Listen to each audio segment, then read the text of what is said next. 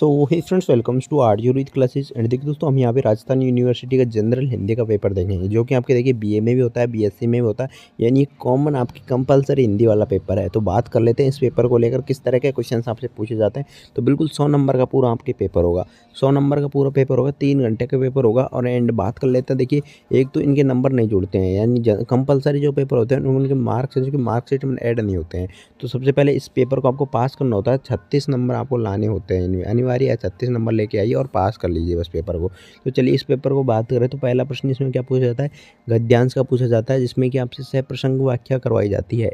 First प्रश्न यहाँ पे गद्यांश का पूछा गया, जिसमें सह प्रसंग व्याख्या करवाई गई, पूरा 5 नंबर का है। इसके अथवा में भी एक और क्वेश्चन पूछा गया, जिसकी भी सह प्रसंग है जो कि व्याख्या करवाई गई।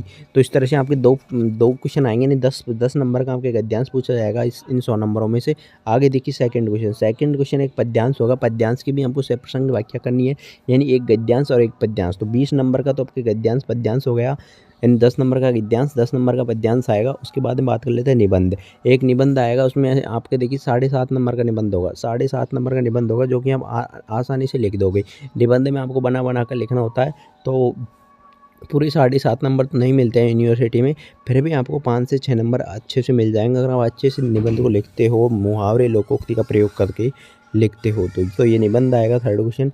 फोर्थ देखिए, यहाँ पे ऐसे क्वेश्चंस हैं जो कि बुक से, अगर आपने बुक नहीं पढ़ी है तो आप इनके आंसर नहीं दे पाओगे। अगर आप बुक पढ़ के जाते हो तो ही इनके आंसर जो कि दे पाओगे। इसके बाद में देखिए 300 नंबर का निबंध होगा, जो कि 8 नंबर का पूछा जाएगा। इनमें से आपको एक निबंध लिखना होगा, यानी 5-6 टॉपिक्स दिए होंगे, उनमें से आपको किसी एक टॉपिक पर निबंध लिखना होगा। 8 नंबर का आसानी से लिख दोगे इसको भी। उसके बाद में ये दिया है कि किसी भी एक पंक्ति के अर्थ का पल्लवन दीजिए। तो ये पल्लवन देने को लेकर बात की जाती है। 5 नंबर का क्वेश्चन होता है। फिर यहाँ पे देखिए अवतरण का 1/3 शब्दों में संक्षेपण कीजिए। गद्यांश है, इसका 1/3 शब्दों में आपको संक्षेप में लिखना है इसको। आगे देखिए, ये हो गया जल संकट वगैरह। नेक्स्ट यहाँ पे उपसर्ग। देखिए ये ग्रामर एकदम सिंपल पूछी जाती है। ग्रामर से ही आपके 40 से 45 नंबर तो ग्रामर से आ जाते हैं। जैसे कि यहाँ पे देखिए ये क्वेश्चन है कि उपसर्ग से 2 शब्द बनाइए। तो ये उपसर्ग दे दिए हैं, तो प्रति और अप, इनसे आपको क्या करना है, 2-2 शब्द बनाने हैं। तो आसानी से बना दोगे। इनके संधि विच्छेद करने हैं, जैसे कि स्वागत का सु प्लस आगत हो गया, इति प्लस आदि हो गया, परोपकार का पर प्लस उपकार हो गया, सदैव का सदा प्लस ए हो गया।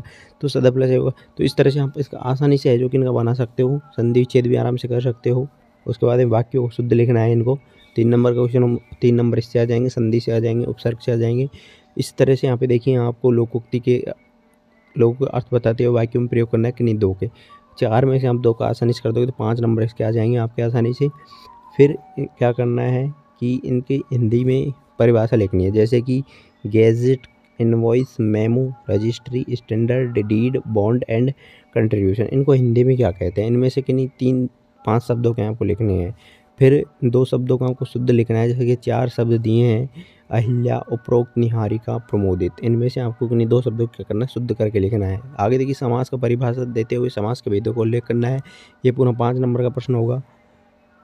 इसके अथवा में दिया है क्रिया विशेषण किसे कहते हैं, इसको उदाहरण से समझाइए। तो इस तरह से ये आपके टोटल प्रश्न है इस पेपर में। तो ये हमने देखे। एंड ऐसा आपका जनरल हिंदी का पेपर आने वाला है, बीए हो चाहे बीएससी हो चाहे बीकॉम हो, जिनमें भी आपके हिंदी का पेपर करवाया जाता है जनरल हिंदी का, तो वो पेपर आपके इस तरह का पूछा जाएगा। तो चलिए फिर मिलेंगे हम हराने वाले अपडेट्स के लिए इस चैनल के माध्यम से। नेक्स्ट किस चीज़ का पेपर आपको चाहिए है तो वो आप कमेंट करके बता देंगे।